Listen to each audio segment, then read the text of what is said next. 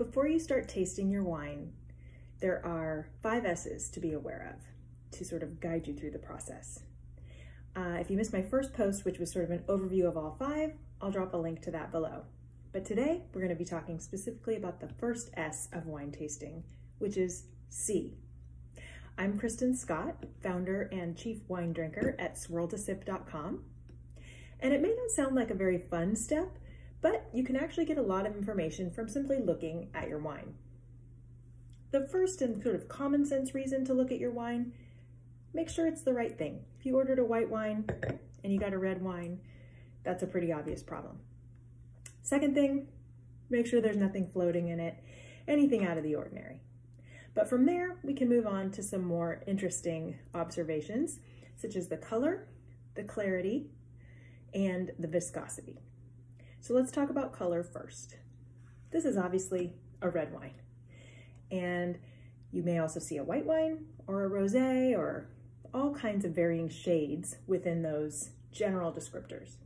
What determines sort of the shade or the color of your wine are multiple things. One would be the type of grape that was used. Secondly would be how long the juice was in contact with the skin, which is how rosé is made. It's actually just left in contact with the skin for a short period of time to give it a little bit of color. You can also see changes in color due to the type of aging that was done on a wine. Oak wines will look different from stainless steel wines, for example.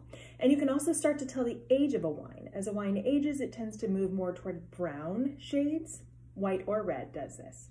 So you can get kind of an idea maybe of what you're in for by just simply looking at the color of your wine.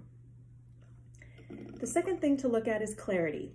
And this one also can be fairly obvious if you have a white wine in particular or a rosé and you look at it and it's kind of cloudy or hazy. Sometimes that's a bad sign. And you always at that point might want to do a little sniff test and make sure it doesn't smell bad. But sometimes you may find that a wine is unfiltered and it will be intentionally sort of cloudy. So it's important to know what to expect. The third thing to look at is viscosity. And to do this, we need to talk about legs. So viscosity is simply the thickness. Most people think about it with respect to motor oil as opposed to wine. But if you give your glass a little swirl and you wait a moment or two, you will start to see the little lines of wine running down the side of your glass. And that gives you an idea as to the viscosity of that particular wine. So a thicker wine will run more slowly and in lines down the side of your glass, whereas a thinner, lower viscosity wine, or if you can imagine even water, will just run in a solid sheet right down the side of your wine. It won't have legs. For many years, people considered legs a way to determine the quality of a wine, but really the information that it gives you has nothing to do with quality. It's simply the thickness of the wine, and that can come from either a higher alcohol content or a higher sugar content. So as you start to be more familiar with how legs look in different glasses of wine, you can start to learn just by looking at your wine as it runs down the side of the glass, what to expect in terms of either a sweeter wine or a higher alcohol wine. So who knew, right? All these important things you can find out simply by looking at your wine. We haven't even gotten to the good stuff yet.